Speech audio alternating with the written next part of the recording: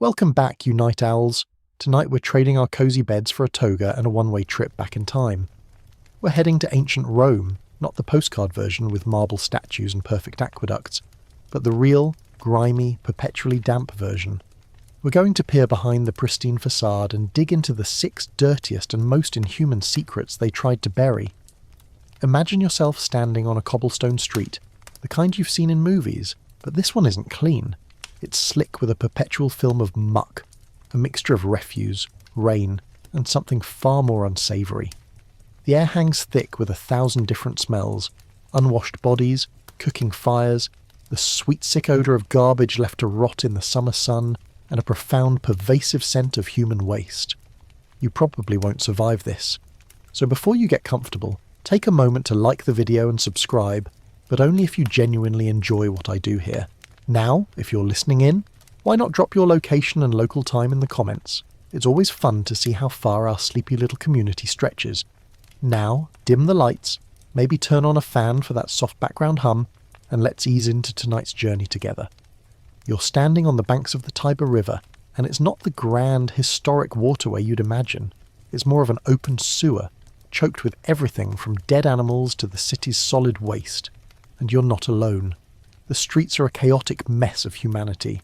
Slaves carrying slop buckets, merchants hawking their wares, and ordinary citizens just trying to navigate the mess underfoot. It's a sensory assault, and it's about to get worse. You're trying to dodge a cascade of liquid waste from an upper-story window, a surprisingly common hazard that would have you leaping for cover. There were no real sanitation laws to speak of, so chamber pots were emptied directly onto the street below, often with a quick shout of "Cave Carnum!" or "Beware the dog," which was less about the dog and more about giving you a split-second warning before a bucket of human waste landed on your head. Historians still argue whether this was a genuine warning or just a cheeky way to cover one's back after the fact. It's easy to romanticize the Romans as master builders of infrastructure like the aqueducts, and they were. But all that fresh water pouring into the city had to go somewhere, and in a lot of cases it just mingled with the open sewage. The average Roman lived in a multi-story apartment block called an insula, a flimsy, fire-prone building that was essentially the slum of the ancient world. You're walking past one now, its wooden frame leaning precariously, the stench from its ground-floor shops mingling with the general city funk. Inside, there's no running water, no bathrooms. The residents would have used communal toilets, or, as we've just learned, a pot and a prayer. This daily routine of dealing with waste was a core, unpleasant part of life. You can just imagine the morning rush hour. People trying to get to work while a river of sewage trickles down the centre of the street, and you're just praying you don't step in the wrong thing. The city's solution to sanitation was famously the Cloaca Maxima, a massive sewer system. It's a mainstream historical fact that this was an engineering marvel, designed to drain waste from the city. But it wasn't a modern sewer system. It wasn't a clean-sealed network. The primary function was to drain marshy ground and carry rainwater and runoff. Only the most central and wealthy areas were connected to it, and even then, it was more of an open, brick-lined channel than a closed pipe. The idea of flushing a toilet into it would have been a luxury only available to a select few. It was a grand idea on paper, but in practice, for the vast majority of Rome's population, it was just a great, big, smelly drain, and they lived with the daily reality of filth. Now here's a quirky little tidbit. They did have communal toilets. Picture this: a long bench with holes cut into it, lined up next to a shallow trench of running water. You'd sit there, side by side with your fellow Romans, conducting your business and chatting away. It was a social event, a place to catch up on gossip, perhaps even haggle for a loaf of bread from a nearby vendor. There were no stalls, no privacy to speak of, and you didn't have toilet paper. Instead, you used a shared sponge on a stick called a xylospongium, which was rinsed in the water trench and put back for the next person. I'll give you a moment to process that. You're just sitting there, having a nice chat with your neighbour, maybe complaining about the price of olives, and then you just use the communal stick sponge. If you were a real high roller, you might have had a slave who was tasked with keeping your personal xylospongium clean. Because nothing says "I've made it" like a personal toilet sponge. It's the kind of thing you never see in the movies, isn't it?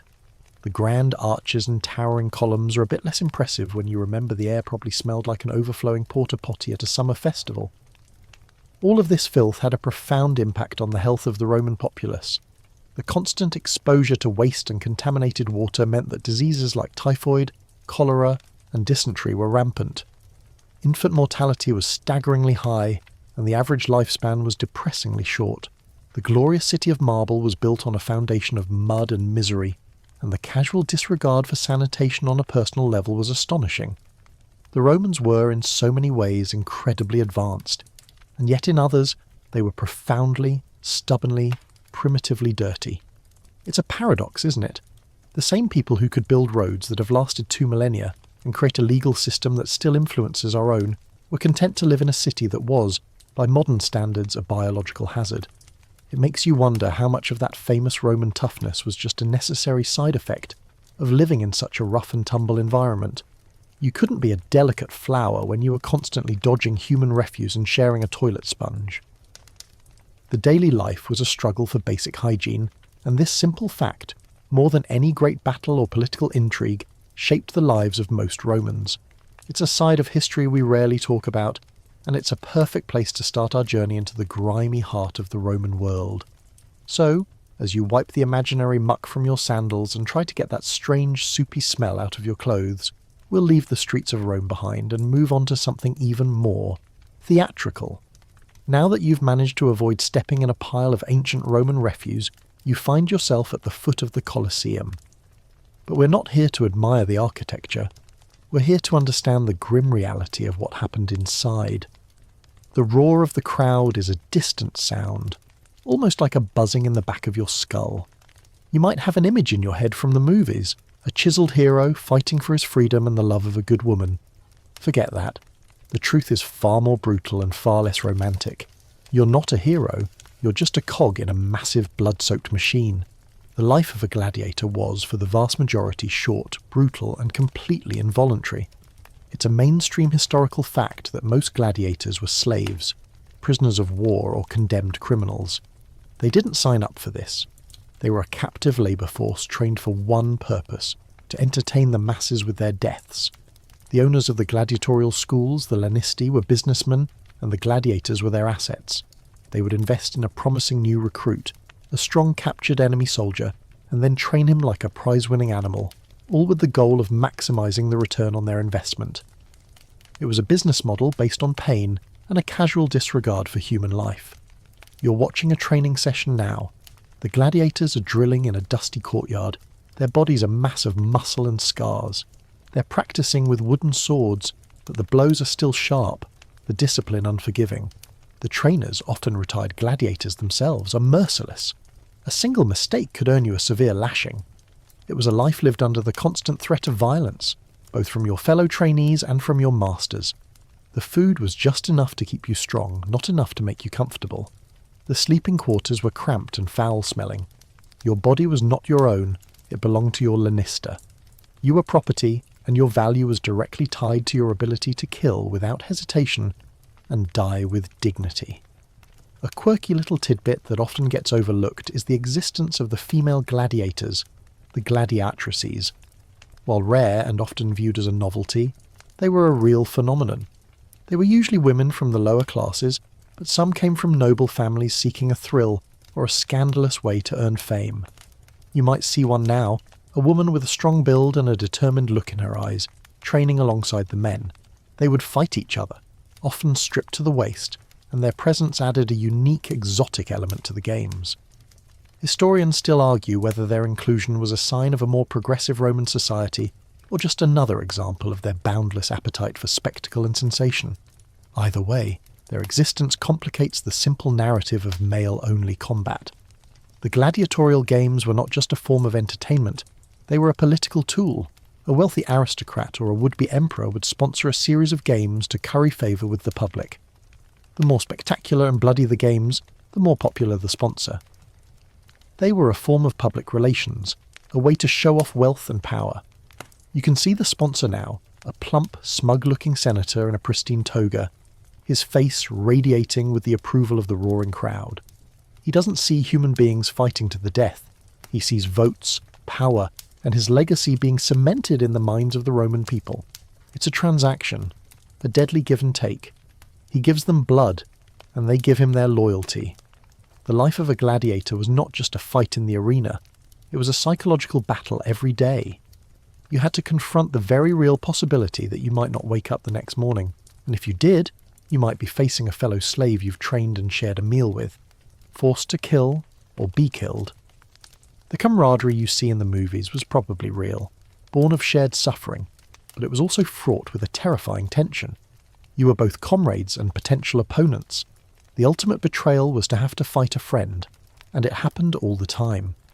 The gladiator's oath, the Sacramentum Gladiatorium, was a chilling promise to endure everything. They swore to be burnt, bound, beaten and killed by the sword. It was a vow of total submission, a complete relinquishing of your life to the whims of the crowd and your owner. Imagine having to swear that every morning knowing that today could be the day your life becomes a fleeting, bloody spectacle. The games were more than just gladiator-on-gladiator combat. They were often part of a larger, even more disturbing program of events.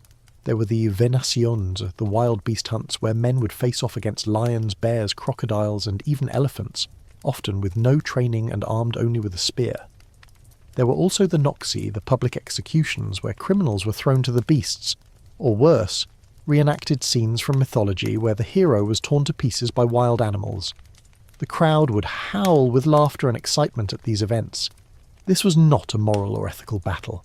This was a slaughter, a grotesque form of entertainment, and the public ate it up. The sheer volume of animals killed in these spectacles is staggering. We're talking about thousands upon thousands of animals, often hunted to near extinction in their native lands, all for the amusement of a bloodthirsty crowd. It was a testament to the casual cruelty and immense power of the Roman Empire, which could simply command the capture and slaughter of entire species for a few hours of fun.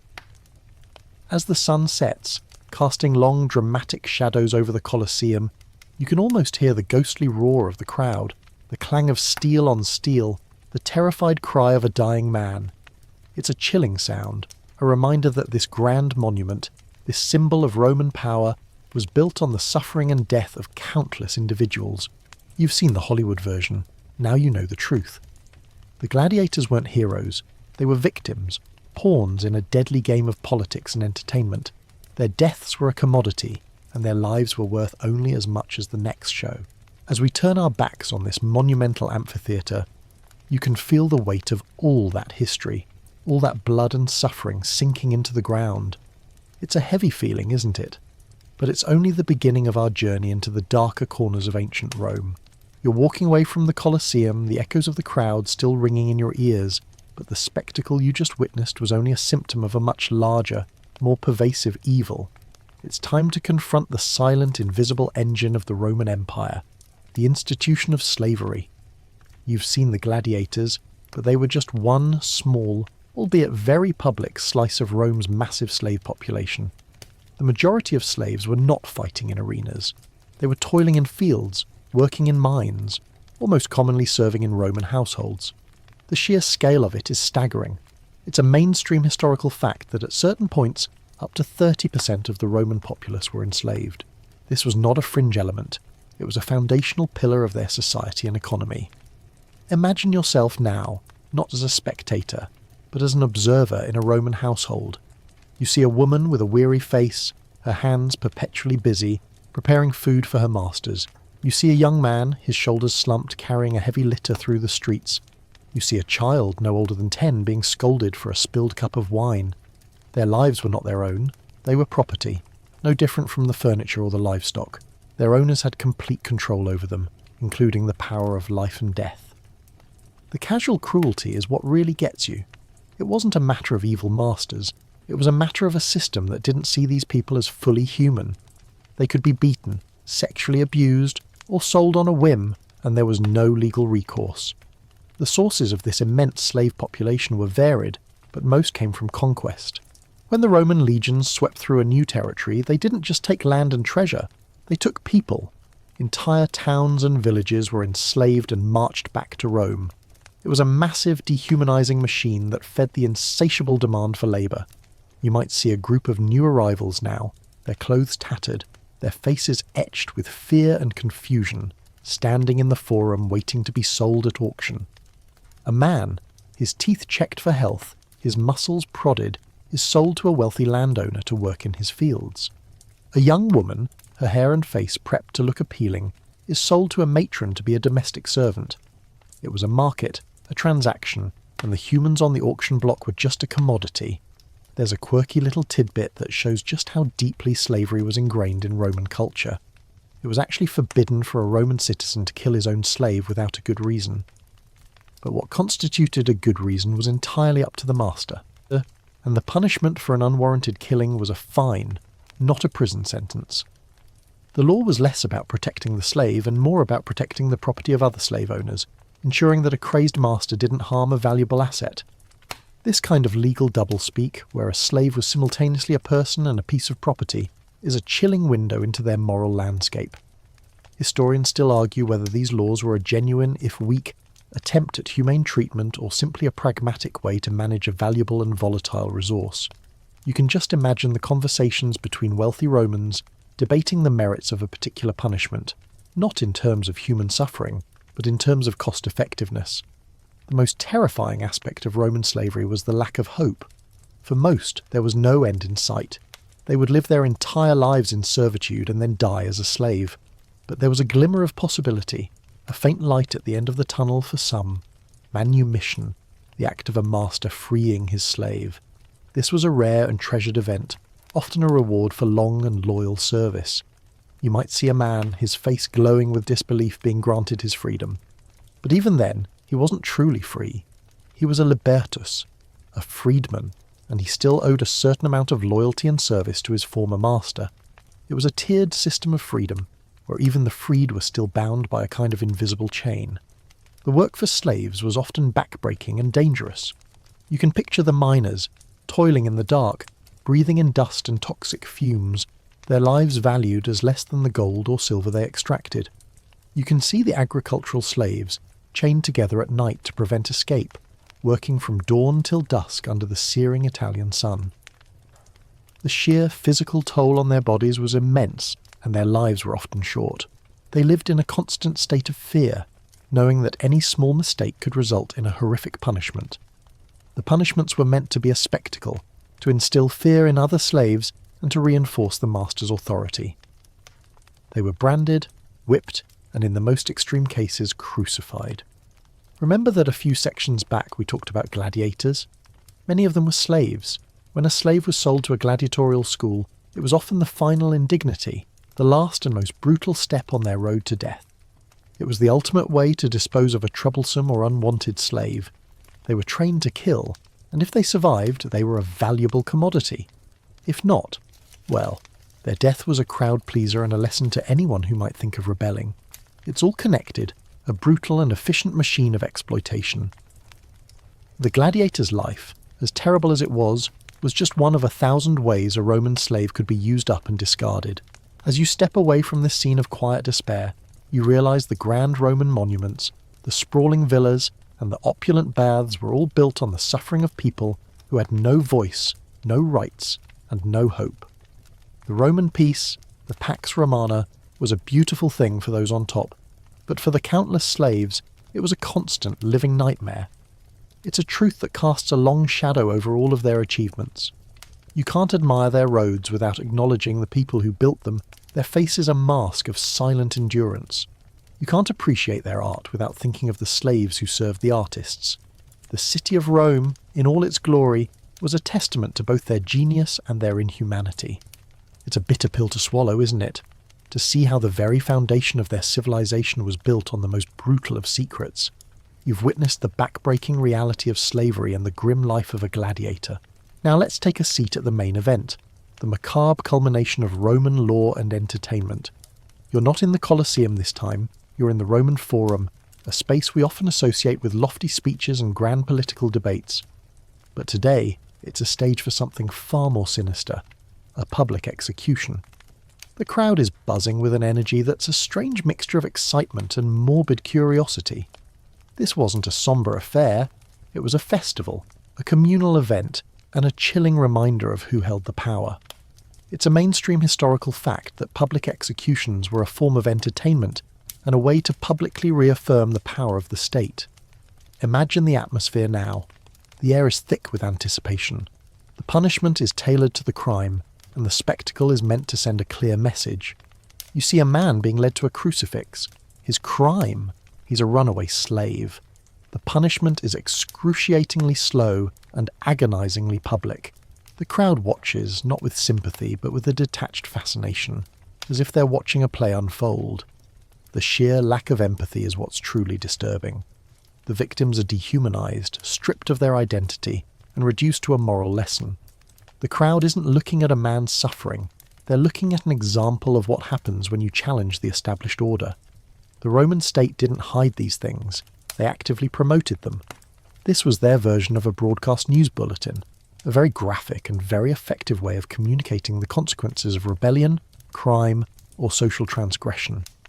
This brutal spectacle was meant to cleanse society of its impurities.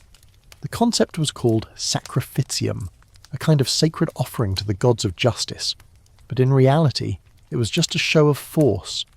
This was about power, control, and the casual theatrical nature of state-sanctioned violence. The Romans believed that a good, strong society was one that was unafraid to show its teeth. There's a quirky little tidbit about these executions that shows just how theatrical they were. Sometimes they would reenact scenes from Greek or Roman mythology, but with a gruesome twist. A condemned criminal would be cast as a mythical figure like Orpheus or Prometheus, but instead of a happy ending, the play would end with the actor being torn to pieces by wild animals or burned alive. Orpheus, the famous musician, would be mauled by a bear. Prometheus, who stole fire from the gods, would have his liver torn out by a vulture, and this was not a prop vulture, but a real, hungry one. These grotesque performances were known as damnatio ad bestias, and they blurred the line between theatre and public slaughter. It wasn't just punishment, it was a perversion of art, turning a story into a horrifying reality. Historians still argue whether this was a reflection of the Romans' deep understanding of human nature and their desire for spectacle, or simply a sign of a society's casual descent into sadism. You can just picture a bored Roman citizen saying, "Oh, another Prometheus reenactment. I wonder if they'll use a real vulture this time." The punishments were also highly creative and deeply personal. Crucifixion was a common one, but for parricide, the killing of a parent, the punishment was particularly horrifying. The accused would be sewn into a leather sack with a rooster, a dog, a monkey, and a snake. The sack would then be thrown into the Tiber River to drown. It was a punishment meant to symbolize the person's complete unworthiness to be a part of society, an animalistic act deserving of an animal's death. This kind of brutal irony was a hallmark of Roman justice. The public loved it. They would cheer, jeer, and celebrate the death of a man who had broken the most sacred of social contracts. The gladiator fights and animal hunts we discussed earlier were just an extension of this same mindset. The Colosseum, in many ways, was a giant permanent stage for public executions. The venations and the damnatio ad bestias were a form of state-sponsored justice, but with a more entertaining veneer. Remember the gladiators who were not heroes but pawns? The same applied to the criminals and slaves who were forced to fight. Their deaths were a form of entertainment, and their suffering was a public good. It makes you realize that the same people who could build such grand and beautiful things were also capable of such profound cruelty. The Romans weren't evil in some cartoonish way. They were just different. Their moral compass was aligned differently. They saw a man's life as a resource to be used for the public good, and if his death served to entertain or to reinforce the state, then so be it. As you get up to leave the forum, you can almost see the lingering stain on the cobblestones, a dark memory of the countless lives extinguished for the sake of a spectacle. You've heard the cheers, seen the detached expressions of the crowd, and felt the chilling reality of a society that could turn suffering into a public holiday. The Romans were masters of law and order, but their concept of order was based on a system of ruthless punishment and public humiliation. You are leaving with the knowledge that the grand public spaces of Rome were not just for civic gatherings and triumphs. They were also the place where a man could be torn apart by wild animals for the amusement of his fellow citizens. It's a truth that seeps into your bones, a stark contrast to the romantic images we have of this ancient civilization. And as you walk away, you know that this is just one of many dark secrets that lie beneath the surface of the Roman world. The echoes of the crowd have faded, and you've left the gory spectacle of the forum behind. Now let's turn our attention from the public stage to the private one, from the roar of the crowd to the quiet confines of a Roman household. You're entering a grand villa, its walls adorned with beautiful frescoes, its floors with intricate mosaics. This is the domain of the Roman matron, and it's a world that seems peaceful on the surface, but a closer look reveals a different reality. The life of a Roman woman, particularly a woman of the upper class, was far more restricted and controlled than we might imagine. It's a mainstream historical fact that women in ancient Rome had no political rights, could not vote, and were legally dependent on their male guardians, either their father or their husband. Imagine you're in the atrium of the villa, the central courtyard. You see a woman, perhaps the lady of the house, supervising her slaves. She seems to be in charge, but her power is a kind of gentle illusion. Her decisions are only ever about the household, never about the world outside. Her life is a cycle of managing servants, raising children, and maintaining the social order of her home. Her greatest duty was to produce male heirs. Her worth was tied to her fertility and her ability to manage a respectable household. She was legally a child, and her husband or father was her paterfamilias, the head of the family, who held the ultimate power over her. He could arrange her marriage, divorce her, and even, in the most extreme cases, have her executed for adultery without any legal consequences. Her world was one of elegant cages, gilded but still restrictive. The lives of poorer women were even more difficult. They often had to work either in a shop, in a laundry, or in some cases as prostitutes. They were even more vulnerable than their upper-class counterparts, with no wealth or social status to protect them. You might see a woman in the marketplace now, her hands rough with work, haggling for a piece of bread. Her life is a constant struggle for survival, a world away from the leisurely existence of the matron in her villa. The lack of legal protection meant that they were often at the mercy of their husbands, their employers, and the whims of a society that saw them as a kind of second-class citizen. There's a quirky little tidbit that showcases the legal paradox of Roman women. While they couldn't own property in their own right, a woman's dowry was a crucial part of the marriage contract. The dowry was given by the father to the husband, and it was meant to provide for the woman and her children. But if the marriage ended, the husband was legally required to return the dowry. This created a strange kind of leverage for women. It was a kind of financial security, a check on a husband's power. It made them a bit more than just a piece of property, and it gave them a small bit of economic independence in a world where they had none. Historians still argue whether this was a sign of genuine progress for women in Roman society, or just a pragmatic way to protect family assets in a culture of frequent divorce and remarriage. You can almost hear a father's exasperated sigh as he prepares to give away his daughter's dowry, knowing that he'll have to go through the legal wrangling of getting it back if the marriage doesn't work out. It's a bit like a prenuptial agreement, but with much higher stakes and much more to lose. The Roman woman's name was also a reflection of her social standing. A woman of the upper class would typically have only one name, a feminine version of her father's family name. For example, if her father's name was Gaius Julius Caesar, she would simply be known as Julia. If he had another daughter, she would be Julia Secunda or Julia II. This lack of a unique given name shows how a woman's identity was completely subsumed into her family's. She was not an individual, she was a representation of her lineage, a bearer of the family name. It's a subtle but powerful symbol of her limited role in society. The only real power a Roman woman could wield was through her influence on her husband or sons. She could use her social connections and her personal charm to persuade them to act in a certain way. This was often done from behind the scenes, a kind of quiet power that was all the more effective for its subtlety. A powerful man's decisions were often shaped by the advice of his wife or mother, and many a political career was made or broken in the quiet corners of a Roman villa. But this influence was not a right. It was a privilege, and it could be withdrawn at any time. The most shocking reality, however, was the casual acceptance of violence against women. A father could legally kill his daughter if she was found to be committing adultery. A husband could whip his wife. This wasn't an act of a depraved man. It was an exercise of his legal rights. The lack of a legal identity meant that a woman was essentially defenseless against a man's violence. The concept of a woman's bodily autonomy was completely foreign to them. She was her father's property, and then her husband's property, and the law reflected that. It's a chilling fact that in all of Rome's sophisticated legal code, there was no real protection for women from the people who were supposed to love and protect them. As you leave the villa, you can feel the weight of this history. The beautiful frescoes and intricate mosaics seem less impressive now. less a testament to Roman artistry, and more a beautiful veil hiding a darker truth. The Roman woman, in all her elegance and grace, was a figure of profound contradiction.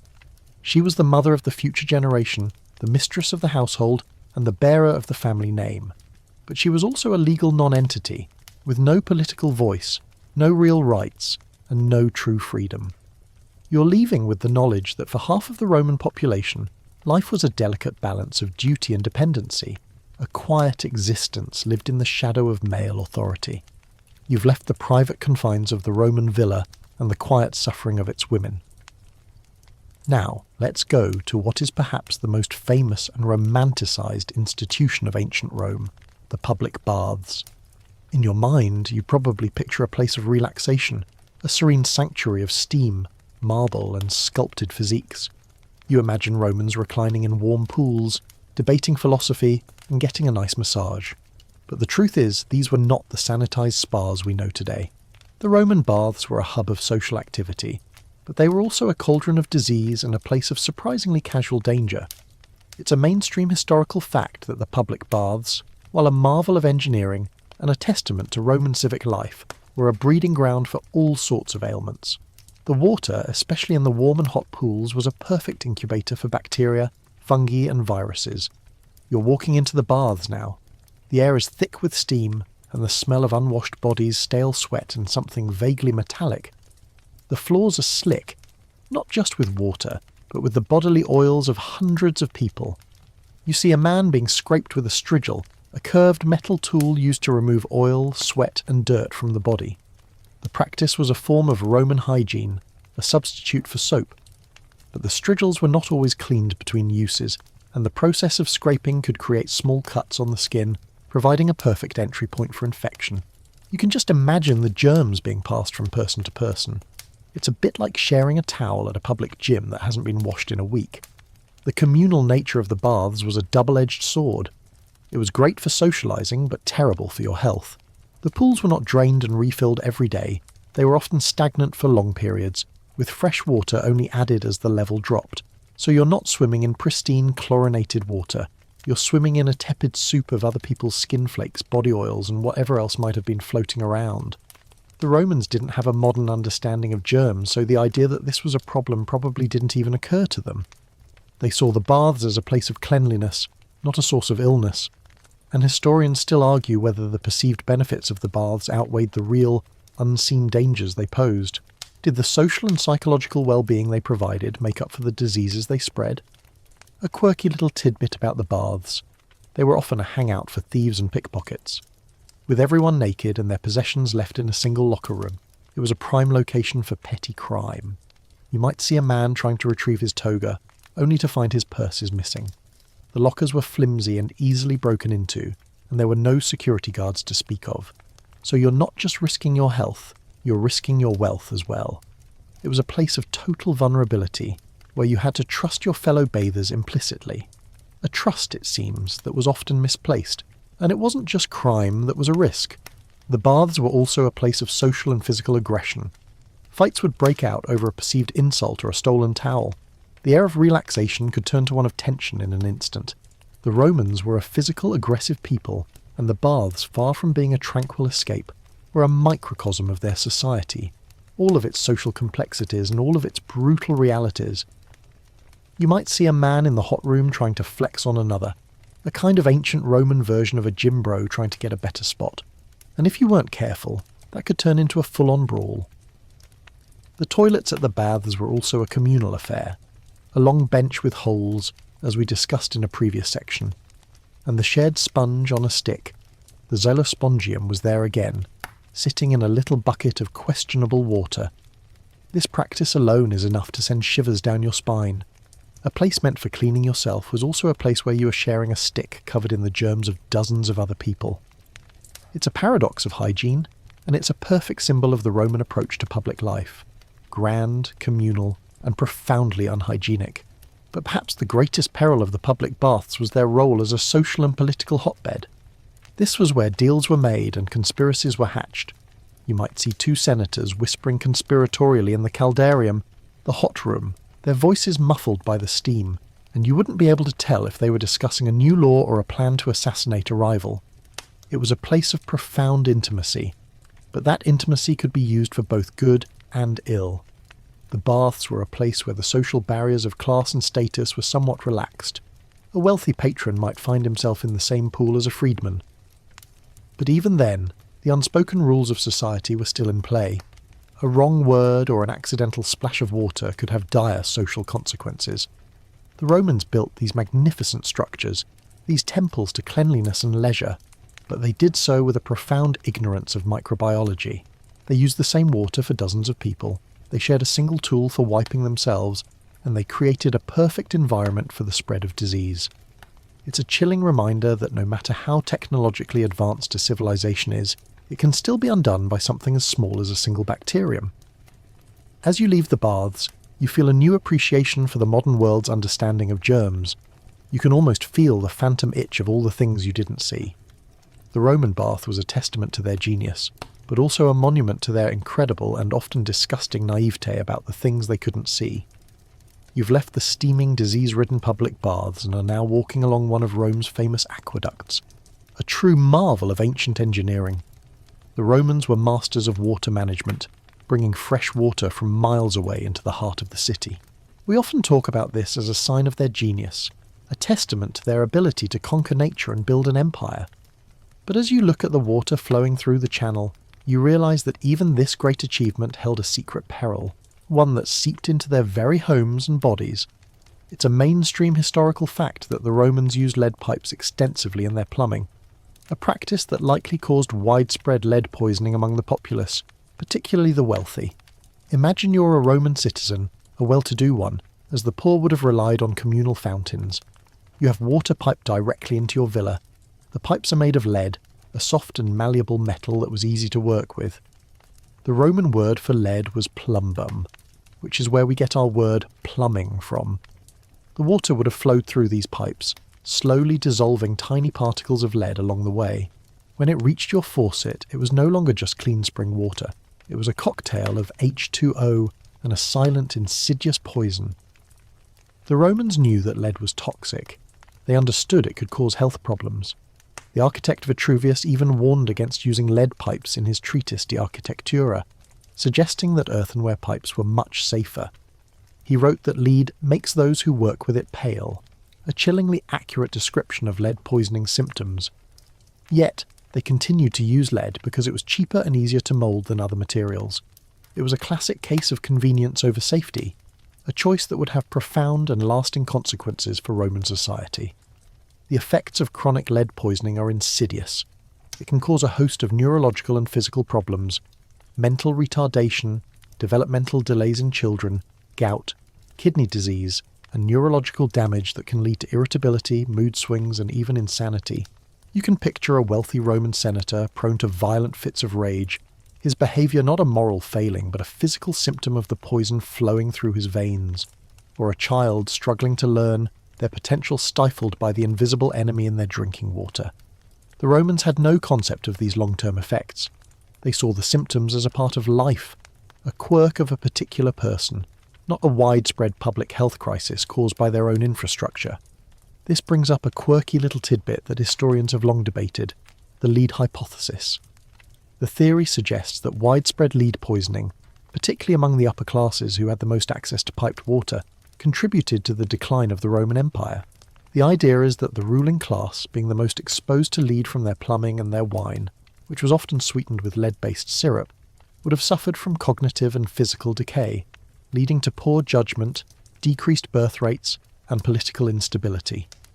While it's an intriguing theory, it's not a proven fact. Historians still argue whether the level of lead exposure was truly high enough to cause such a large-scale societal collapse. It's more likely a contributing factor rather than a sole cause, but it's a chilling reminder that the things that make a civilization great can also, in some ways, lead to its downfall. The poor, who did not have piped water, would have gotten their water from the public fountains, which were fed by stone and clay aqueducts. The water from these sources would have been much cleaner and less contaminated, so in a strange twist of fate, the wealthy Romans, with their luxurious villas and their piped water, were also the most at risk. The poor, who lived in filth and squalor, at least had access to cleaner drinking water. It was a bizarre kind of social inversion, where a sign of wealth, having your own private water supply, was also a source of a slow, creeping death. The Romans also used lead in their cosmetics and their food. Remember that white face paint we mentioned earlier, the one that made a Roman woman look pale and beautiful? That was often made with lead. And wine, a staple of the Roman diet, was frequently boiled in lead pots to sweeten it and to give it a richer colour. The resulting lead-based syrup, called sapa, was used as a sweetener and a preservative, so even if you avoided the water from lead pipes, you were still ingesting lead with almost every meal. It was a society-wide problem, a silent pandemic that likely affected millions of people. As you stand by the aqueduct, the water shimmering in the Roman sun, you can't help but feel a sense of unease. This symbol of Roman genius, this monument to their engineering prowess, was also a vector for a public health disaster. It's a chilling paradox, and it makes you think about our own modern conveniences, the technologies we rely on every day. Do they too contain a hidden danger, a secret flaw that will one day reveal itself? It's a question that echoes through the millennia. The Romans were blind to the peril in their water, and they paid a price. As we turn our backs on this impressive structure, remember that the most dangerous secrets are often the ones we can't see. You've just survived a brush with lead poisoning and are leaving the aqueducts, but the dangers lurking in Roman life are far from over. We're now going to delve into a secret that was so common, so accepted, that it wasn't even considered a secret. We're talking about the practice of infanticide, a grim reality that was a shocking but perfectly legal part of the Roman family structure. This wasn't a crime, it was a choice, a stark and brutal act of family planning. It's a mainstream historical fact that the Romans had a legal right to practice infanticide, a process they called expositio, or exposure. Imagine you're in a Roman home and a baby has just been born. The midwife places the infant on the floor at the feet of the father. This is the moment of decision. The father has the absolute right to either pick up the child and accept it into the family, or to turn away and leave it on the floor. If he turned away, the baby was considered exposed or abandoned. It was a completely legal act. The child had no rights, no protection, and its life was entirely in the hands of its father. You can almost feel the chilling silence in the room as the father makes his decision, the baby's fate hanging in the balance. It's a moment of profound power and casual cruelty, a testament to the absolute authority of the paterfamilias, the head of the family.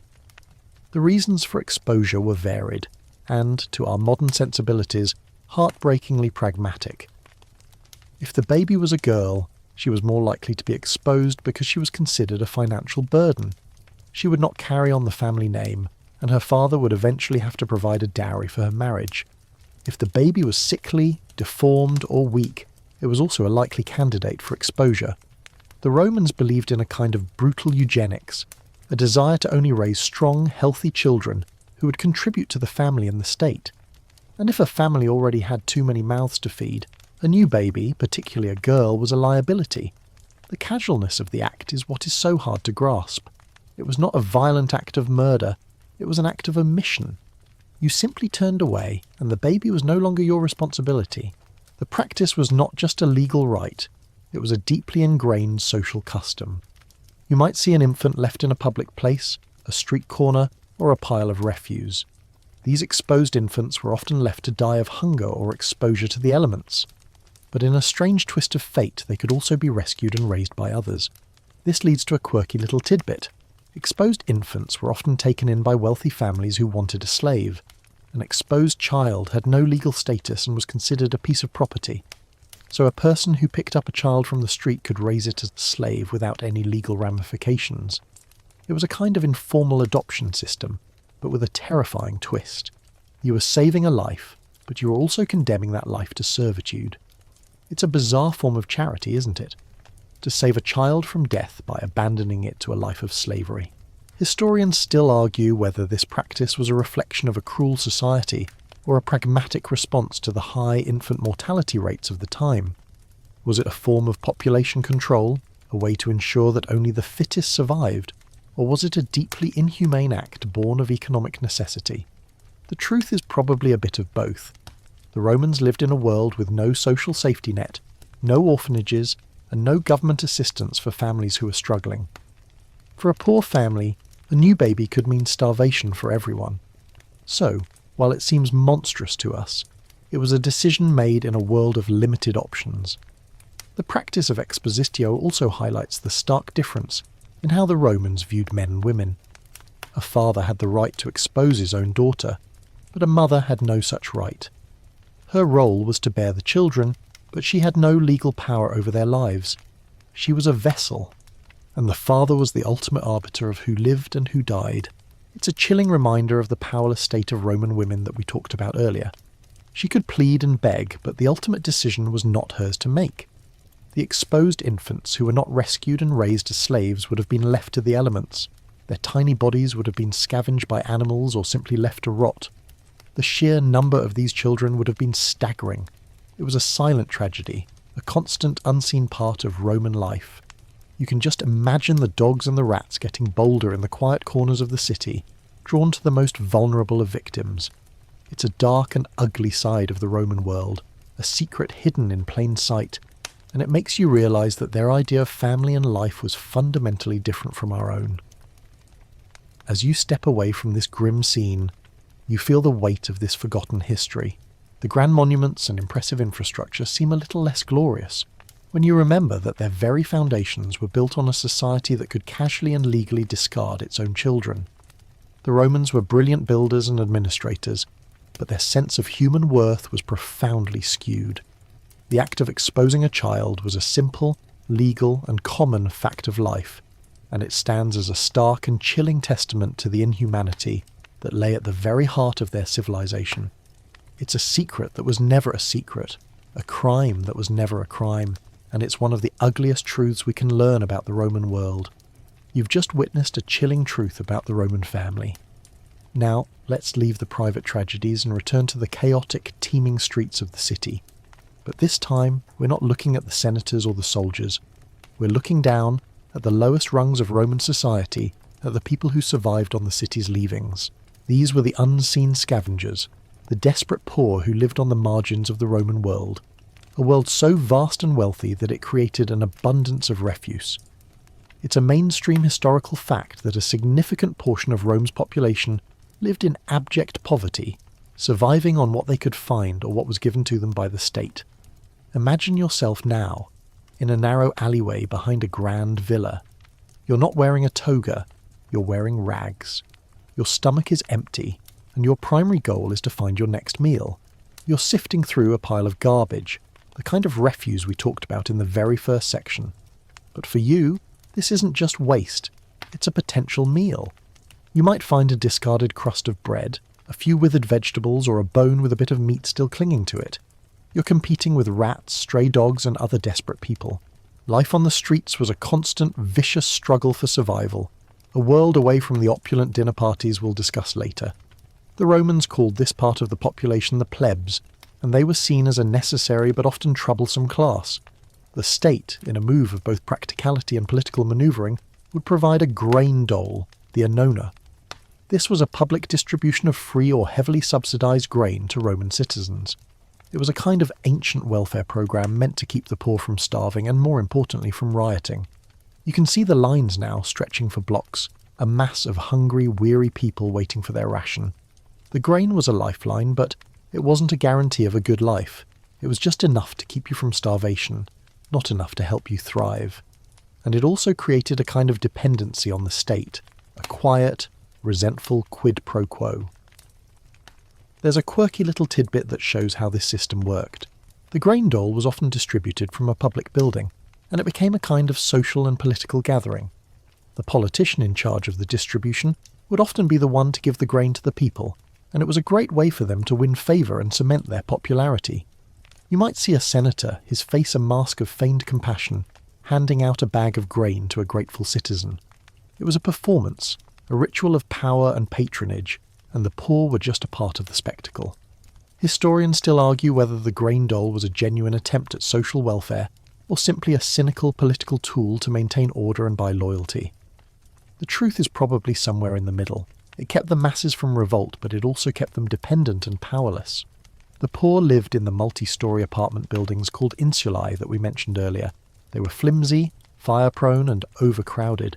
The higher you went, the smaller and more squalid the rooms became. You can picture yourself living on the 5th floor of an insula in a single, unheated room, with no running water and no toilet. You would have to carry your chamber pot down to the street every morning, adding to the general filth of the city. The living conditions were a breeding ground for disease, and the constant threat of fire was a terrifying reality. A single spark from a cooking fire could engulf an entire block in a matter of minutes, leaving hundreds of people homeless and destitute. The most shocking part of this existence was the sheer invisibility of it all. The wealthy Romans lived their lives in their grand villas, insulated from the filth and the squalor of the streets. They would have seen the poor, of course, but they wouldn't have truly seen them. They were just part of the scenery, a background element in the grand tapestry of Roman life. The slaves, at least, had a master who had a vested interest in their well-being. But the poor were on their own, a kind of social ghost, a forgotten class that existed at the very bottom of the Roman world. And what about the children? A poor family would have had little choice but to put their children to work at a very young age. You might see a child, no older than 6, scavenging for scraps, their hands and face caked with dirt. These children had no childhood. They were born into a life of struggle, and their existence was a constant fight for survival. The exposure of infants we talked about earlier was a brutal form of family planning, but for those who survived, a life of endless labour and poverty was often their destiny. The Romans didn't have a concept of childhood innocence in the way that we do. A child was just a smaller, less productive adult. As you leave the alleyway and step back into the main street, you feel a new appreciation for the simple fact of having a secure roof over your head and a meal on your table. The grandeur of the Roman Empire was built on a foundation of both slavery and poverty, a system that created a vast, suffering underclass that existed on the fringes of society. The secrets of the Roman world aren't just in the dramatic gladiatorial fights or the political intrigues. They're in the quiet suffering of the people who lived and died on the streets, the unseen scavengers who were a constant living testament to the empire's darker side. You've left the scavenging poor behind. Their silent struggle a stark contrast to the opulence of the Roman elite. Now, let's go to a place of both profound grief and bizarre celebration, a Roman funeral. You might think of funerals as sombre, quiet affairs, but for the Romans they were often a public spectacle, and the after-party was something else entirely. We're going to a cena feralis, a funeral feast, and it's a social event that blurred the lines between mourning and revelry. It's a mainstream historical fact that Romans would hold elaborate feasts for their deceased loved ones, often right at the gravesite, a kind of posthumous dinner party. Imagine yourself now standing at a family tomb on the outskirts of Rome. The tomb itself is beautiful, adorned with carved reliefs and inscriptions celebrating the life of the person inside. But the mood is not one of hushed respect. It's a lively affair. There are tables set up, laden with food and wine. People are laughing, talking, and even singing. The deceased is not forgotten. In fact, they're the guest of honour, and the meal is an offering to their spirit. The Romans believed that the spirit of the dead, the manes, would linger near the tomb and could be nourished by the food and drink offered by the living. This practice was a kind of communion with the dead, a way of keeping the family together even after a loved one had passed away. It was a testament to the Roman belief that the family, the familia, was a sacred and unbreakable bond. The feast wasn't just about feeding the living, it was about feeding the dead as well. The Romans would often pour wine or honey onto the grave, a libation for the deceased, and they would leave food offerings as well, a kind of spectral picnic. It was a bizarre blend of the sacred and the social, a way of dealing with death through a ritual of life and celebration. There's a quirky little tidbit that shows how deeply this ritual was ingrained in their culture. During certain festivals, like the Parentalia, a 9-day public festival in honour of the dead, the Roman public would bring food and wine to the tombs of their ancestors. You might see a family in a cemetery, a father explaining to his children the names and stories of their great-grandparents as they lay out a feast on the tomb. It was a way of passing on family history and ensuring that the dead were not forgotten. The grave sites became a kind of public park, a place for family gatherings and quiet reflection. But even then, the reflection was often accompanied by food and drink. The Romans believed that a life well lived deserved a good party, even in death. Historians still argue whether this practice was a form of genuine piety or just a social excuse for a good feast. Were they truly nourishing the spirits of their ancestors, or were they just using the funeral as a convenient excuse to have a large-scale potluck? The truth is probably somewhere in the middle. The rituals had a deep spiritual meaning, but they were also a way for the living to cope with their grief and to reaffirm their social connections. The funeral was a public statement, a chance to show off your wealth and your social standing. A grander feast meant a more powerful family, a more revered deceased. It was a social performance as much as a spiritual one. The food at these feasts would have been elaborate, particularly for the wealthy. We're talking about roasted meats, fine wines, and fresh bread. But for the poor, the feast would have been much simpler. They would have gathered at the grave of their loved one and shared a humble meal, a few pieces of bread and a bit of cheap wine. The act was the same, the ritual was the same, but the social reality was very different. Even in death, the stark class divisions of Roman society were on display. You can picture a group of senators clinking their cups of expensive vintage over a marble tomb, while a few yards away, a group of slaves quietly share a crust of bread over a simple unmarked grave. And what about the mood? While there would have been some genuine grief, the atmosphere was generally one of festive commemoration. The Romans believed that death was a part of life, and it should be accepted and celebrated, not feared and mourned in a quiet, reclusive way. They would have told stories about the deceased, some of them funny, some of them poignant. It was a kind of oral history, a way of keeping the memory of the dead alive. The feast was a part of this process, a chance for the community to come together and collectively remember the person who was gone. This strange custom also helps us understand the Roman attitude towards death. It was not a taboo subject, it was a constant presence, a part of the natural order of things. They lived with death, and they celebrated it, and in a way that made it less frightening. The funeral feast was a way of taming death, of bringing it into the world of the living and making it a part of their social rituals. It was a way of saying, we're still here, and even though you're gone, you're still a part of us. As you leave the cemetery, the sounds of laughter and the clinking of cups fading behind you, you have a new understanding of the Roman way of life and death. The Romans were not afraid of their dead.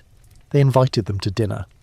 It's a bizarre, beautiful, and slightly unsettling truth about their society. They were masters of ritual, and they created a world where death was not a final end but a new kind of beginning, a transition to a new kind of social existence. And the party, it seems, was just getting started. You've just left a bizarre dinner party with the dead. Now let's move from a spiritual reckoning to a physical one. You're not feeling well. Your stomach aches, your head pounds, and you have a fever. In the modern world, this is a trip to the doctor's office. In ancient Rome, this is a much more terrifying proposition. Roman medicine, while advanced in some respects, was also barbaric and often based on superstition, not science. It's a mainstream historical fact that Roman medical practices were a chaotic blend of Greek theory, Egyptian remedies, and native Roman folk beliefs, often with gruesome results. Imagine you've just summoned a Roman doctor. He's not in a sterile clinic. He's in a cluttered room, the air thick with the smell of herbs, burning incense and unwashed bodies. He's a man of some education, perhaps a Greek slave or a freedman, but his knowledge of the human body is limited and often wrong. The Romans had no concept of germs or viruses. They believed that illness was caused by an imbalance of the four humours: blood, phlegm, black bile, and yellow bile. The cure, therefore, was to rebalance these humours, often through drastic and painful means. The doctor looks at you and pronounces that you have an excess of black bile. His solution? A dose of a laxative or a diuretic to purge the excess humour from your body. The laxative would have been made from a mix of herbs and plant parts, some of which were genuinely effective, and others which were just toxic. And if that didn't work, the doctor might resort to a more extreme measure, bloodletting. He would take a small knife and slice your vein, allowing the bad blood to flow out. You're not just being treated, you're being drained. The practice was incredibly common and incredibly dangerous, often leading to infection and death. And historians still argue whether the perceived benefits of bloodletting were ever real, or just a placebo effect that was too ingrained in their beliefs to be questioned. Now let's talk about surgery. This is where things get truly gnarly. Roman surgeons were skilled in some ways, particularly in military medicine. A military surgeon, a medicus castrensis, would have been adept at treating battlefield wounds, amputating limbs and mending broken bones. You can picture a surgeon now, his hands steady, his face grim, as he uses a bone saw to amputate a soldier's arm, the soldier biting down on a leather strap to muffle his screams. There's no anaesthesia, just a mix of herbs that might dull the pain a little. The surgery itself might be successful, but the risk of infection was almost a certainty. The surgeon would have a set of bronze and iron tools, some of which look eerily similar to modern surgical instruments, but they would have been used without a concept of sterilisation, their surfaces teeming with bacteria from the last patient. A quirky little tidbit about Roman medicine is their use of what we would consider bizarre ingredients. A Roman doctor might prescribe a concoction made from the ashes of a burned crocodile, or a paste made from crushed insects for a fever. The logic was often based on a kind of sympathetic magic, the idea that a substance that looked or acted a certain way could cure a related illness. You might be prescribed a potion with ground-up crocodile dung, a bit of a throwback to the bizarre beauty products we'll get to later. The sheer randomness and unscientific nature of these remedies is a stark reminder of how little they understood about the human body. They were working in the dark, and their patients were the guinea pigs. One of the most terrifying aspects of Roman medicine was their approach to women's health. A Roman woman would have had no concept of a gynecologist. She would have been treated by male doctors who were often ignorant about female anatomy and conditions. A doctor might prescribe a pessary made of crushed minerals and herbs for a woman with a difficult pregnancy, and for things like contraception, they would use all sorts of strange and often ineffective remedies, from inserting honey into the vagina to drinking a potion made from the urine of a goat.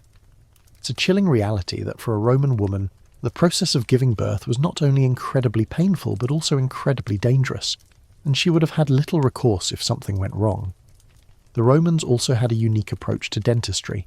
A Roman dentist, a dentator, might have used a variety of methods to treat a toothache, from pulling the tooth with a pair of pliers to applying a paste made from herbs and opium to the gums. The pain would have been excruciating, and the risk of infection was high. They were not just treating a toothache, they were often creating a new, more serious problem, and for all their impressive feats of engineering, the Romans had no concept of fillings or crowns. If a tooth was bad, it was pulled. Simple as that. As you get up from the doctor's table, you feel a new appreciation for the modern world of medicine. You've seen the brute force, the lack of hygiene, and the reliance on superstition. The Roman doctor was not a healer in the modern sense. He was a kind of high-risk gambler, and your life was the stake. You're leaving with the knowledge that for all their grandeur, the Romans lived in a world where a simple cut could lead to a fatal infection, and a common fever could be a death sentence. Their medicine, much like their society, was a blend of brilliance and barbarism, and you're glad you didn't have to put your life in their hands. You've thankfully survived the questionable medical practices of a Roman doctor. Now let's leave the world of physical ailments and enter the realm of the spiritual. We often think of Roman religion as a public affair, a system of grand temples, state rituals, and sacrifices to gods like Jupiter, Mars, and Venus. And while that's a mainstream historical fact, it's only half the story. The official state religion was a cold, formal affair, but beneath the surface there was a vast and turbulent underworld of superstition, fear, and private, often illicit cults. Imagine yourself now in a quiet, secluded corner of the city. You're not at a public temple, you're at a secret shrine, perhaps in a cellar or a cave. The air is thick with the smell of burning incense and whispered prayers. The people here aren't senators or priests. They're ordinary citizens seeking solace and power in a different kind of faith. This was the world of mystery cults, religions that were not officially sanctioned by the state and often required an initiation to join. These cults, like the cult of Mithras or the cult of Isis, offered a personal connection to the divine, a promise of salvation, or a better afterlife, something the formal state religion couldn't provide. The most notorious of these cults was that of Bacchus, the Roman god of wine and revelry. At first, the cult was a private affair, with rituals held in secret. But the rituals became so wild and uninhibited, so debauched and violent, that the Roman Senate, ever concerned with social order, became worried. They feared that the secret gatherings were a hotbed of political conspiracy and moral corruption. In 186 BCE, they passed a decree, the Senatus Consultum de Bacchanalibus, that brutally suppressed the cult, executing and imprisoning thousands of its followers.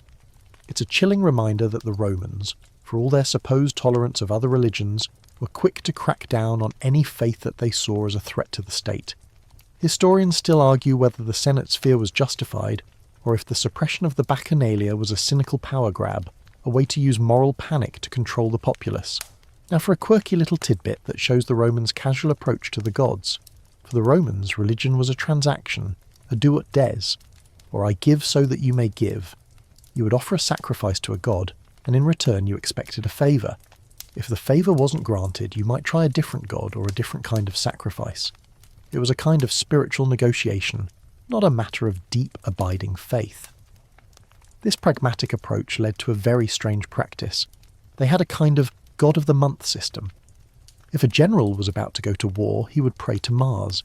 If a farmer was about to plant his crops, he would pray to Ceres. There wasn't one supreme being to appeal to for everything. The gods were specialists, and you went to the one who had the right portfolio. It's a bit like a Roman version of a spiritual Rolodex. This pragmatic approach also led to the use of magic and superstition. The Romans were incredibly superstitious. They believed in the power of omens, spells, and charms. You might see a woman in the forum wearing a charm to protect her from the evil eye. You might see a man consulting an augur, a kind of fortune teller, who would read the future from the flight of birds or the entrails of an animal. This was not a fringe practice, it was a normal part of life. They believed that the gods and the spirits of the dead were constantly influencing the world, and it was a wise person who knew how to read the signs and protect themselves from bad luck. The most terrifying part of Roman religion was their concept of human sacrifice. While it was rare and officially condemned, it did happen, particularly in times of great crisis. In 216 BCE, after a catastrophic defeat by Hannibal at the Battle of Cannae, the Romans, in a moment of utter desperation, buried 2 Gauls and 2 Greeks alive in the Forum. They did this at the behest of the Sibylline books, a collection of prophetic verses. They believed that this act, this ultimate sacrifice, was necessary to appease the gods and save the state. It's a chilling reminder that for all their sophistication, the Romans were not afraid to resort to the most barbaric of rituals when they felt their world was coming to an end. It was a dark, primal fear that drove them to do things that they would have otherwise found abhorrent. This blend of formal religion, pragmatic superstition, and private cults makes Roman religion a complex and often contradictory subject. The same people who built a temple to Jupiter and offered a perfect bull as a sacrifice would also visit a local magician to get a love potion, or a charm for good luck. They were not rationalists. They were a people who lived in a world where the gods were everywhere, and the spirits of the dead were a constant presence. They tried to control this world with ritual and sacrifice, but they also lived in constant fear of what they couldn't see. As you step out of the dark cellar and back into the Roman sunlight, you have a new understanding of their spiritual world. It wasn't just a world of marble temples and grand ceremonies. It was a world of whispered secrets, illicit gatherings, and a deep-seated fear of the unknown. The Romans lived their lives in a kind of spiritual limbo, navigating a world of gods and ghosts, and trying to appease them all. It's a truth that makes their famous sense of order and control seem all the more fragile. You've explored the dark corners of Roman religion and superstition, a world of whispers and secret fears.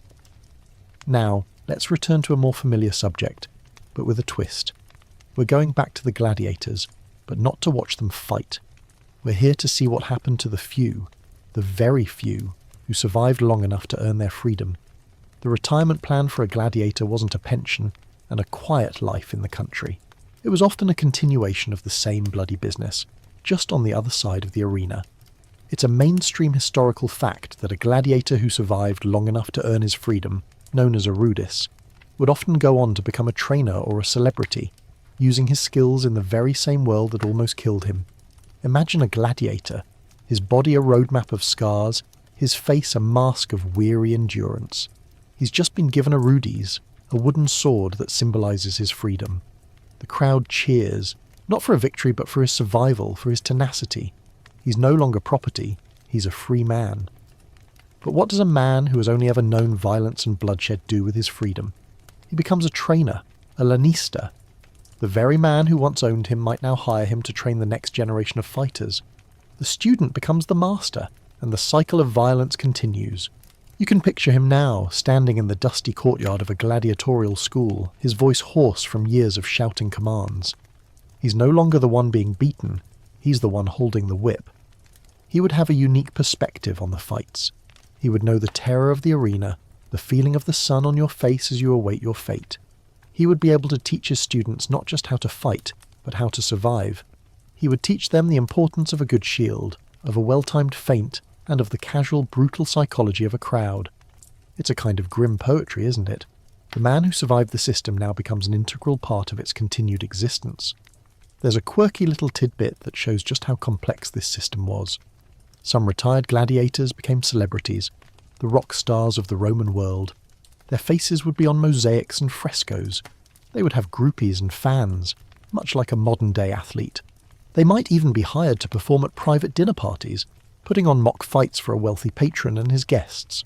It was a bizarre kind of fame, a celebrity born of bloodshed and survival. You can imagine a retired gladiator, now a wealthy and respected man, dining with the very people who once cheered for his death. It's a strange kind of social mobility, a testament to the Romans' boundless appetite for entertainment. Historians still argue whether this celebrity status was a genuine sign of respect or just another form of commodification, a way to use a man's life story for the entertainment of others, even after he was free. And it wasn't just training and celebrity. A retired gladiator could also become a kind of security guard or a bodyguard for a wealthy patron. His strength, his skill with a weapon, and his willingness to use violence made him a valuable asset.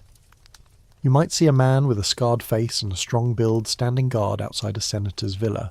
He's no longer a pawn in the arena. He's a protector in the outside world. But even then, he's still a tool, a weapon, a means to an end. His freedom, it seems, came with a new kind of bondage, a new kind of service. The life of a retired gladiator was a world away from the glamorous life we see in movies. There was no happily ever after, no quiet life in the countryside with a wife and kids. The years of fighting would have taken a physical toll. His body would be broken, his joints stiff, his mind haunted by the ghosts of the men he killed. The violence was not something he could just leave behind. It was a part of him, a part of his identity. He was a survivor, but he was also a man who had to live with the memory of what he had done and what had been done to him. And for some, the life of a retired gladiator was just another form of public service. A popular gladiator might be hired by an emperor to train his personal bodyguards. A particularly skilled fighter might be called upon to help put down a rebellion or to hunt down a runaway slave.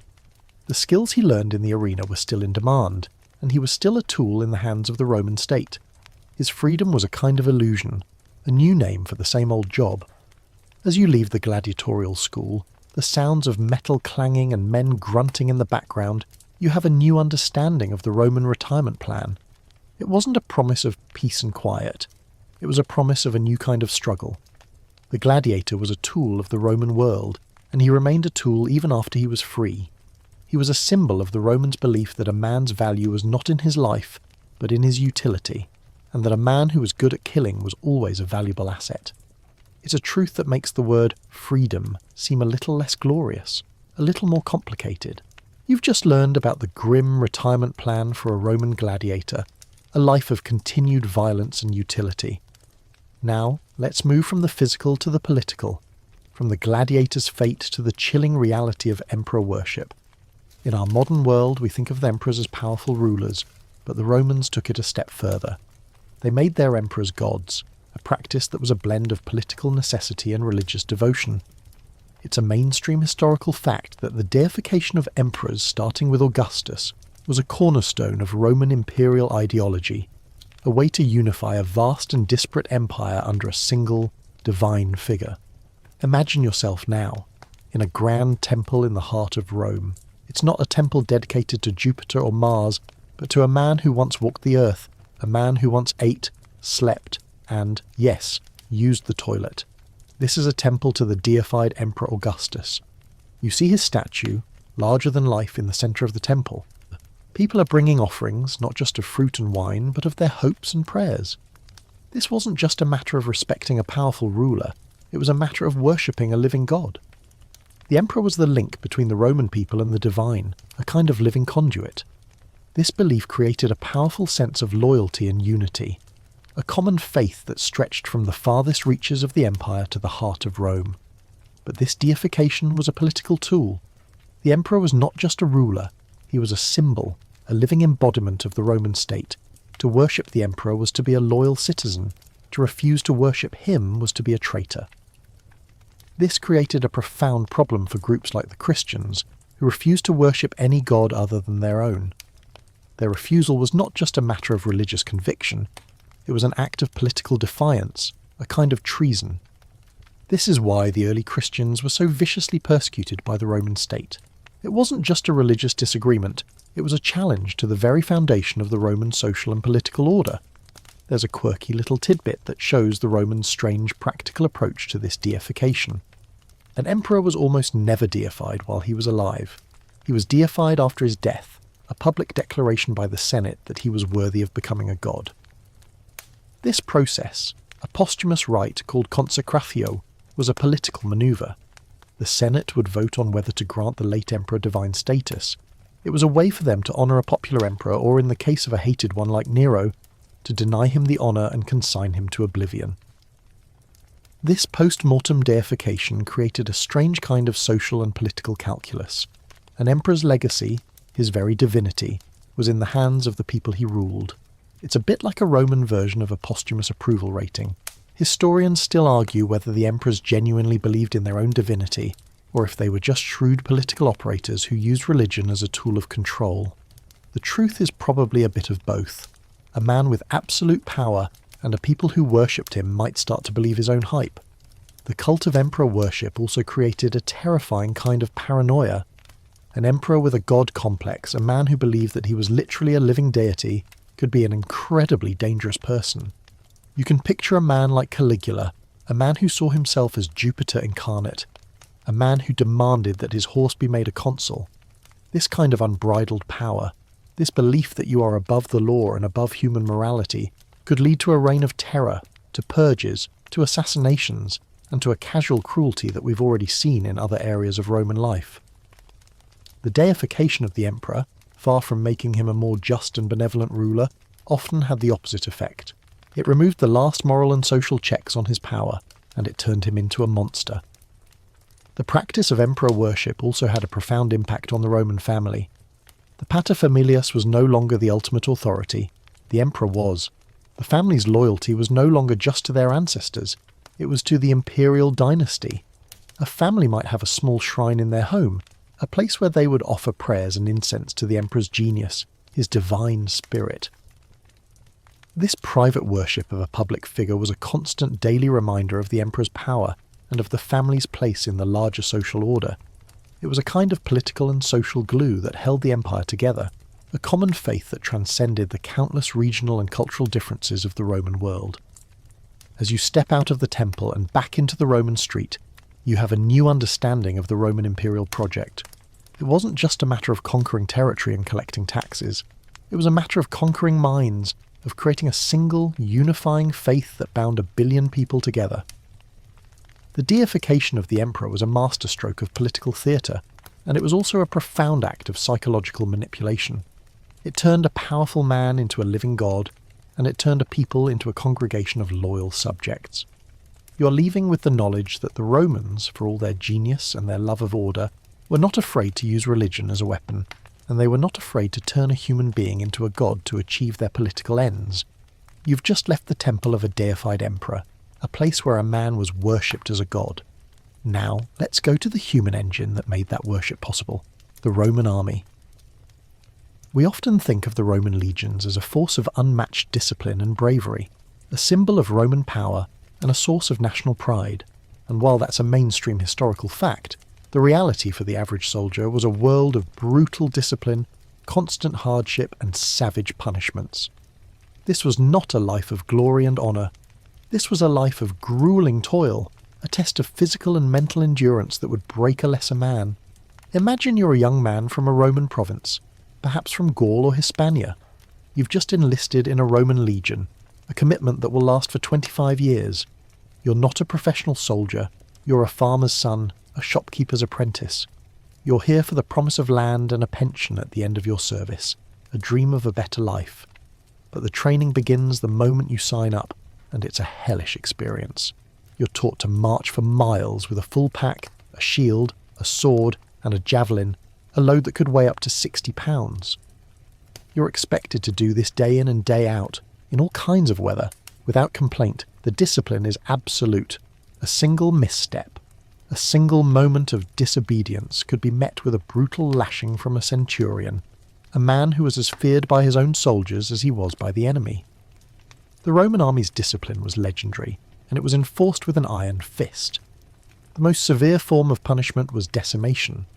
This was a form of collective punishment for an entire unit that had shown cowardice in battle.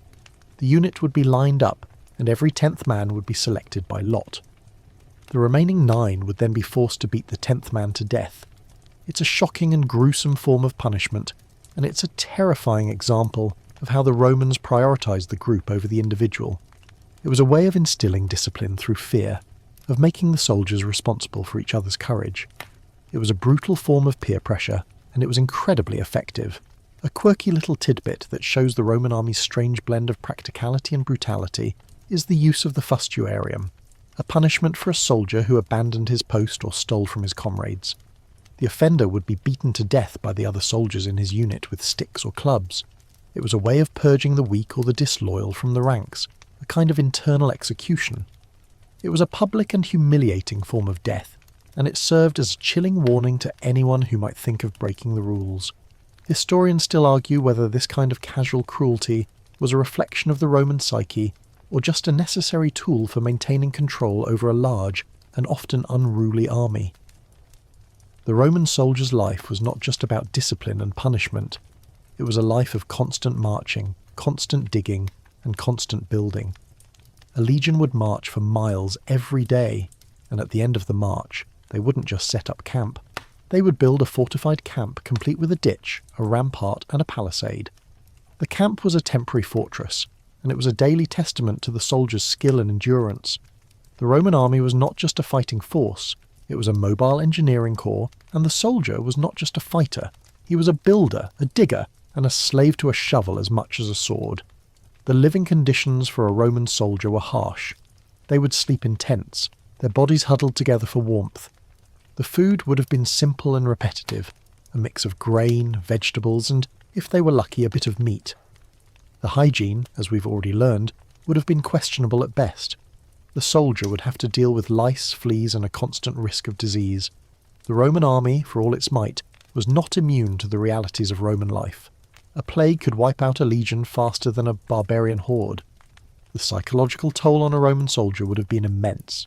He would have to leave his family and his home for 25 years, with only a few days of leave a year. He would have to live with the constant threat of death in battle, and the constant fear of punishment from his superiors. He would have to kill other men, often in a casual and brutal way, and he would have to live with the ghosts of the men he killed. The Roman soldier was not just a fighter. He was a man who had to live with the constant reality of death, a man who had to turn his humanity on and off at a moment's notice. The life of a Roman soldier was a brutal, dehumanizing experience. It was a life of quiet suffering, of endless toil, and of casual cruelty. The Roman army was a machine, and the soldier was just a cog in that machine. His life, his body, and his soul belonged to Rome, and he was expected to give them all without question. The promise of land and a pension at the end of his service was a powerful incentive, but it was a promise that came with a price that many men were not willing to pay. The Roman army, for all its glory, was a testament to the Romans' ability to turn a man into a weapon, and to the human cost of empire. You've just witnessed the brutal, dehumanizing life of a Roman soldier. Now let's move from the battlefield to the dressing table, from a world of blood and iron to a world of beauty and cosmetics. We often think of Roman women, particularly the wealthy ones, as figures of elegance and grace, their faces painted with a delicate and refined hand. But the reality of Roman beauty was far more sinister, a world of bizarre and often toxic ingredients that could have a lasting and damaging effect on the very people who used them. It's a mainstream historical fact that Roman cosmetics, from face paint to eyeliner, often contained poisonous substances like lead and mercury, making the pursuit of beauty a dangerous and health-threatening endeavour. Imagine yourself now, in a Roman woman's private quarters, her cubiculum. You see her slave, her cosmetics, preparing her face for a dinner party. The slave is not using a simple brush and a powder. She's using a series of concoctions, each one more strange than the last. The first is a face paint, a white paste meant to lighten the skin and give her a pale, ethereal glow. This paste, known as cerussa, was often made with lead carbonate, a highly toxic substance. The lead would seep into the woman's skin, causing a host of problems we've already discussed: kidney disease, neurological damage, and a sallow, sickly complexion that, in a dark kind of irony, the very same makeup was meant to hide. But the lead wasn't just in the face paint, it was in the eyeliner too. The Romans' version of eyeliner, called kohl, was often made with antimony, a heavy metal that could cause skin irritation, and, in high doses, a kind of mercury poisoning. They also used it to darken their eyebrows and their eyelashes, a kind of ancient Roman version of a mascara wand. The pursuit of beauty, it seems, was not just about aesthetics. It was a slow, deliberate form of self-poisoning, a kind of toxic ritual that women would perform every day. There's a quirky little tidbit about Roman cosmetics that shows their willingness to use just about anything in the name of beauty. Roman women would often use a variety of bizarre and disgusting ingredients to make their skin look young and fresh. They would use crocodile dung as a kind of face mask, a kind of ancient Roman version of a mud mask. They would also use a mixture of ground-up snails and ass's milk as a kind of anti-wrinkle cream. The logic was often a kind of sympathetic magic. The crocodile, a creature of the Nile, was seen as a symbol of life and vitality, so its waste must have some magical properties. The snails, with their slime, were seen as a symbol of youth and regeneration. It's a bit like a modern-day trend of using unusual ingredients for health and beauty, but with a lot more, well, you know.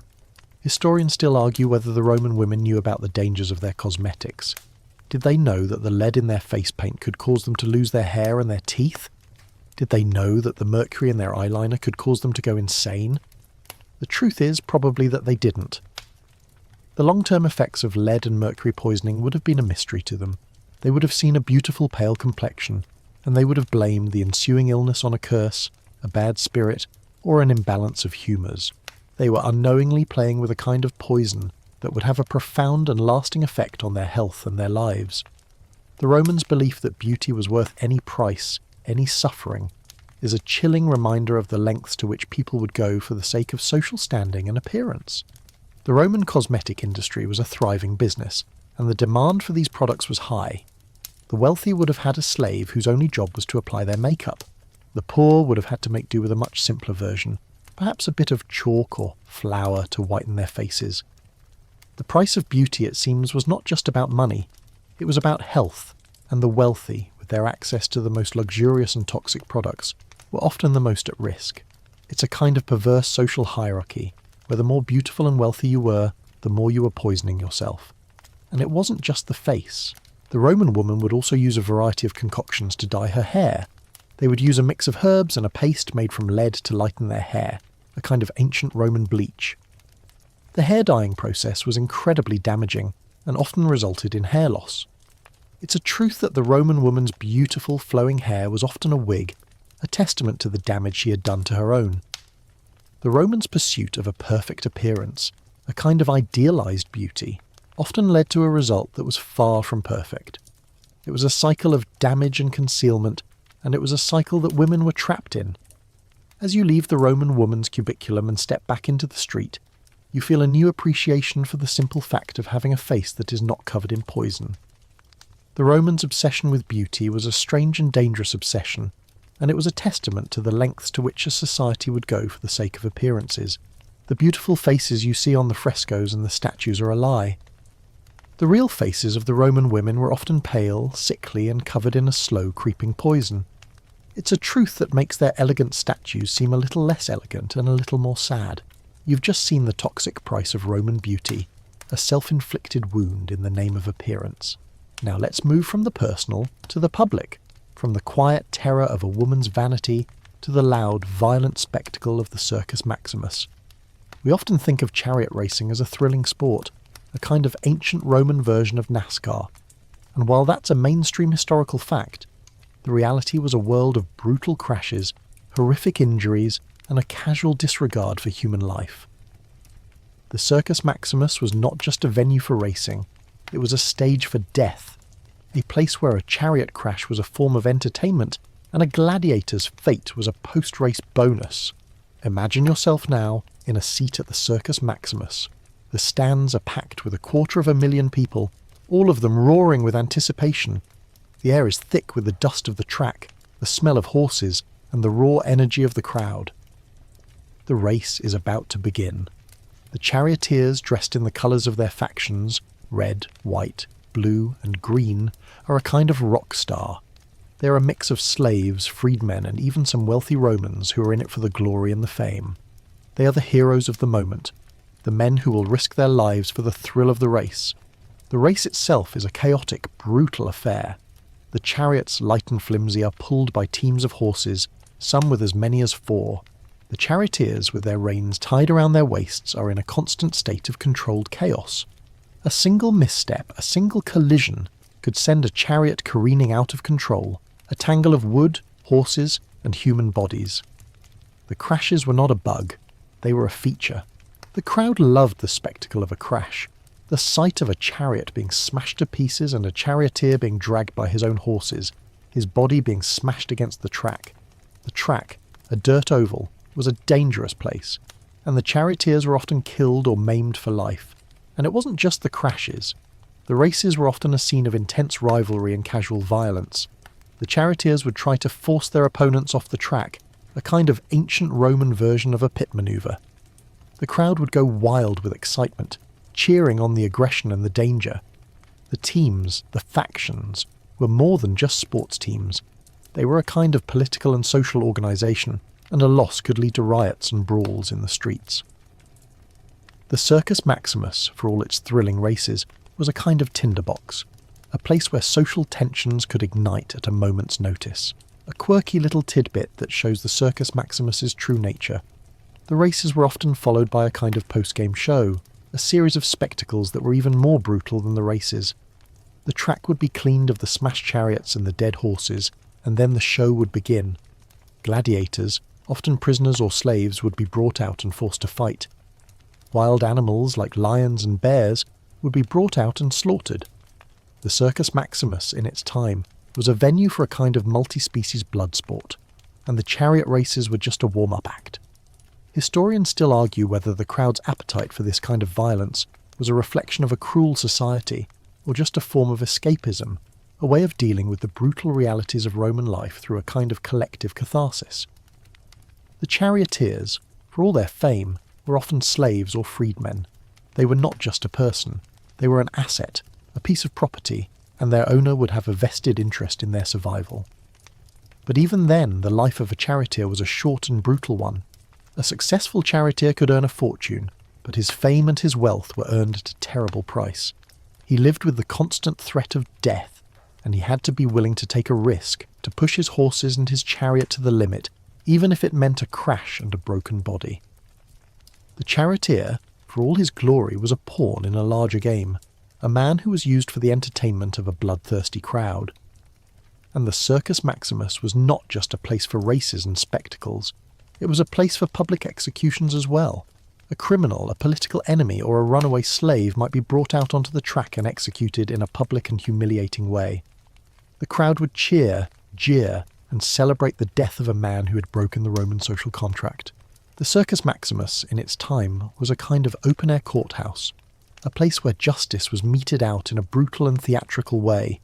It was a kind of Roman version of a modern-day public execution, and it was a chilling reminder of who held the power and who held the life and death of a man in their hands.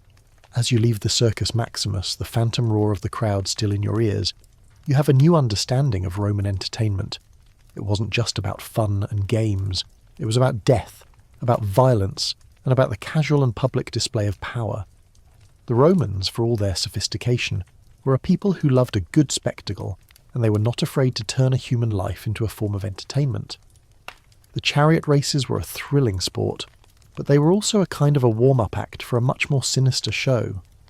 It's a truth that makes their love of entertainment seem a little less innocent, a little more terrifying.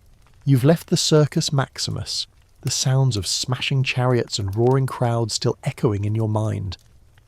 Now, let's go to the final secret, a truth that takes us from the public spectacle to the private party, from the violence of the arena to the quiet terror of a dinner table. We're going to a Roman dinner party, a convivium. a place that was not just for eating and socialising, but could also be a stage for a more sinister kind of social warfare: poisoning.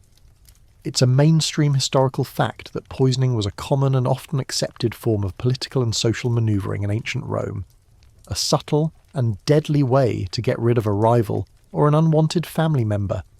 Imagine yourself now, in a lavish Roman villa. You're reclining on a couch, a glass of fine wine in your hand. The air is filled with the scent of roasted meat, spiced wine, and the perfume of your host. The atmosphere is one of relaxed camaraderie, but beneath the surface there's a current of tension, a quiet fear. You're watching your host, a wealthy senator, as he converses with a political rival. The conversation is polite, even friendly, but you can feel the daggers in their words. You're not just a guest at a dinner party, you're a spectator at a game of social chess, and the stakes are life and death. The Romans' love of food and drink was legendary, and their dinner parties were elaborate affairs. They would feast for hours, course after course of exotic and expensive dishes. But for some, the meal was a kind of minefield. A rival might try to slip a bit of poison into your wine glass or into your food. The poison would have been subtle, a slow creeping kind of death that would mimic an illness. The Romans had no concept of modern forensics, no way of determining if a person had been poisoned, so a person who died of a sudden mysterious illness would often be buried without a second thought. It was the perfect crime, a way to get rid of a rival without any legal ramifications. There's a quirky little tidbit that shows the Romans' casual acceptance of poisoning. The practice was so common that there was a kind of poisoning market. A person who wanted to get rid of a rival could go to a professional poisoner, a veterinarius, and buy a poison that was tailored to a specific person and a specific illness. The poisoner would know which herbs to use, which minerals to mix, and which kind of illness the poison would mimic. It was a kind of ancient Roman version of a hitman, but with a much more subtle and deadly weapon. The prevalence of this practice is a chilling reminder of the Romans' moral and social landscape. The sanctity of life was not a universal belief. It was a commodity, and it could be bought and sold. Historians still argue whether the Roman emperors were genuinely paranoid about being poisoned, or if they were just using it as an excuse to get rid of their rivals. We know that many of the most famous emperors, from Augustus to Nero, had a food taster, a slave whose job it was to taste every dish before the emperor ate it. This practice was a kind of public statement, a sign that the emperor's life was constantly in danger, and the death of a food taster from a mysterious illness was a clear sign that a particular dish was off limits. It was a kind of gruesome and public kind of insurance policy, a life and death game that the emperor was not afraid to play. The Romans' love of poisoning was not just limited to the dinner table. It was a common tool in family disputes, a way to get rid of a wealthy relative who was taking too long to die. A son who was tired of waiting for his inheritance might slip a bit of poison into his father's wine. A wife who was tired of her husband might put a bit of poison in his morning porridge. The lack of legal recourse meant that these crimes were almost impossible to prosecute. The family's honour was paramount, and a public accusation of poisoning would have brought shame and dishonour to the entire family. So the crime would often be covered up, a dark secret that was buried along with the deceased. The most shocking part of this is the sheer casualness of it all. It wasn't a crime of passion, it was a crime of convenience. It was a kind of social tool, a way to get what you wanted without resorting to a public and violent act. The Romans' love of order and control, their love of law and hierarchy, meant that they preferred a quiet, subtle death to a messy and public one. The Roman dinner party in its time was a kind of living theatre, a place where a person's life could be ended with a single sip of wine, and where the most deadly secrets were often served on a silver platter. As you leave the dinner party, your stomach a little queasy, you have a new understanding of Roman society. It wasn't just a world of gladiators and emperors, it was a world of assassins and poisoners, a world where the most intimate social settings could be the most dangerous. The Romans, for all their love of law and order, were not afraid to resort to the most barbaric and deceitful of means to get what they wanted. The Roman dinner party was not just a feast. It was a kind of lethal social dance, and you're glad you didn't have to stay for dessert.